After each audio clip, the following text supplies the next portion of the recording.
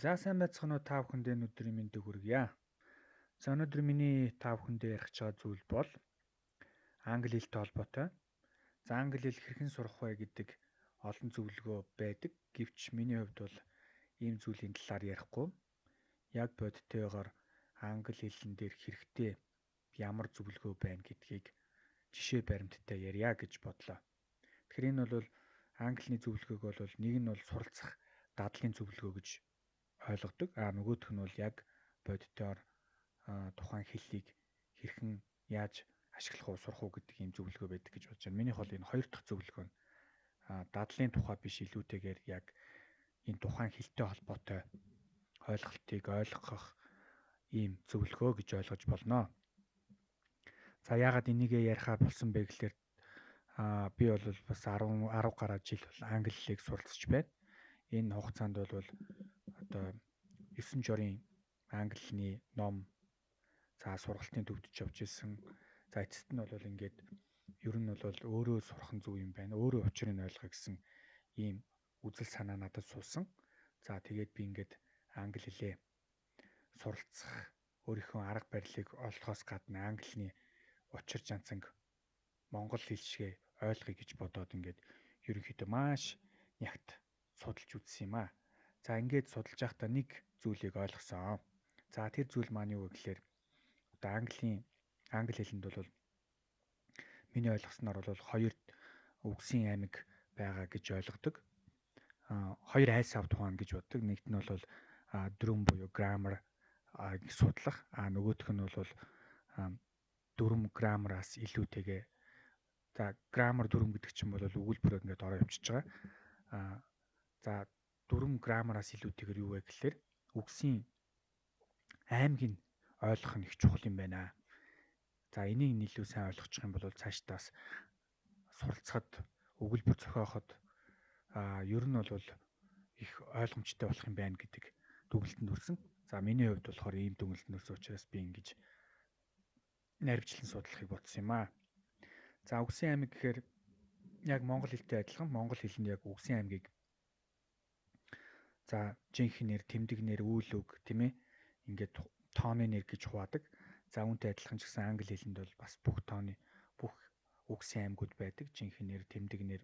За зарим манай монгол хэлэнд байдгүй adverb ч юм уу эсвэл preposition ч юм уу тийм conjunction зэрэг одоо үгсийн аймагуд бол жишээлбэл зарим бол үгсийн аймагуд байдгүй. Conjunction бол жишээлбэл монгол хэлэнд байдаг л та тийм ээ. За зэрэгцсэн нийлмэл, угсарсан нийлмэл өгүүлбэр гэх мэтлэнгээр ингээд бид нэр 10 жилдээ хотол ярьдаг байсан. За энэ дотроос миний одоо хамгийн онцлогч байгаа. За энийг л ерөөсөө сайн ойлгочих юм бол цаашдаа ер нь бол англи хэл сурахт чинь бол хамгийн их үр дүнд нөлөө үзүүлнэ гэсэн энэ нэг үгсийн аймаг байдаг. За энэ ямар үгсийн аймаг вэ гэхээр prepositions буюу угтур үг гэж хэлдэг ийм үгсийн аймаг байна. За энэ угтур үг буюу preposition, pre гэдэг чинь одоо өмнө гэсэн үг шүү дээ. Position гэдэг чинь бол байрлал гэсэн үг дээ. Preposition буюу өмнө нь байрладаг гэсэн утга санаа илэрхийлж байна. За энэ ямар үгсийн аймаг вэ гэхээр англи хэл маш олон үүргийг гүйцэтгэдэг. За англи хэлний монгол хэлний тийн ялгалын монгол хэлтэйгээ харьцуулах юм бол монгол хэлний тийн ялгалын үүргийг энэгээр одоо энэ үгсийн аймаг оролцож яадаг. За тийн ялгал, за нэр үгийг одоо хувиргах хэлбэрүүд нь бол бүгдөө бас энэ preposition болж яадаг. За тэгэл яриан дээр янз бүрийн утгаараа хэрэглэгдэж ашиглаж яадаг.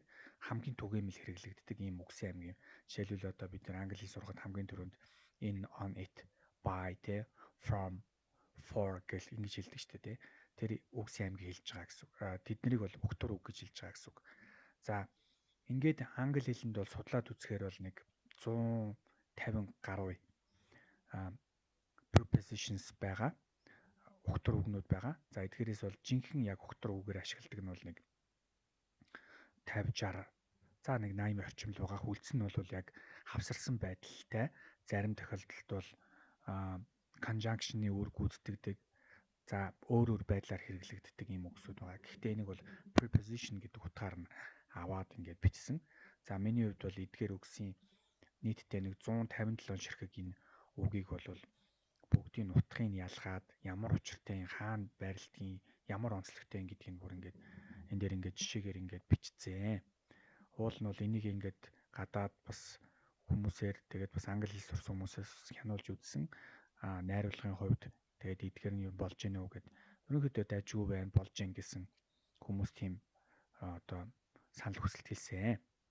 За тэгээд энэ preposition-ыг бол ойлгохдоо юу гэж ойлгох вэ гэхээр за би энэ дээр урд нь бол энэ 150 гаруй preposition-ыг та бүхэнд бүгдөө би нэг бүрчлэн тайлбарлаж өгье гэж бодож байгаа. Тэгэхээр бүгдийг нэг цагийн дотор тайлбарлаж чадахгүй учраас 10 ч юм уу ингээд явъя. Гэхдээ A үсгээс ахгуулаад одоо ABC гэсэн дараалал ингээд явсан зүг байх гэж бодож байна. За ингээд хамгийн эхлээд болохоор одоо A-с тухайн preposition-ыг хэлнэ. За тэгээд зарим талаараа ижил утгыг илэрхийлдэг preposition-ыг нэмжээ бичнэ. За тэгээд жишээг энэ дээр дурдна.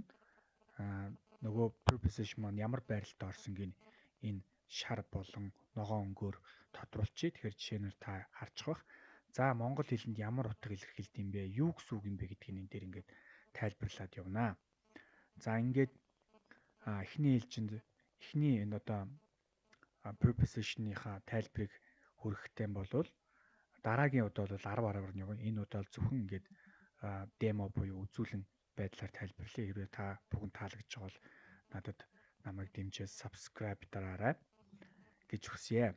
За эхнийх нь болохоор aboard буюу одоо on board буюу ямар нэг зүйлийн ихэвчлэн одоо усан онгоц, нисэх онгоц, автобус, галт хэрэг зэрэг томоохон техник дээр дотор байгаа байрлалыг илэрхийлэх бөгөөд монгол хэлний орон байр заасан үгс төр хэрэгэлдэг. Жишээлбэл одоо дээтэ гэсэн зэрэг нөхцөл болж дүүцүүлж энэ өгтурыг ашиглаж болно.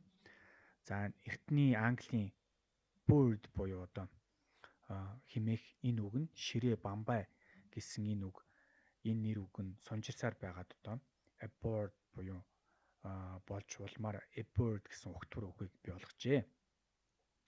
За монгол хэлэнд бол хавтгай гадаргуу, давтсан, хөлөг онгоц, хавтан, за хуудас, талбар зэрэг үгнүүдтэй дүүдэг.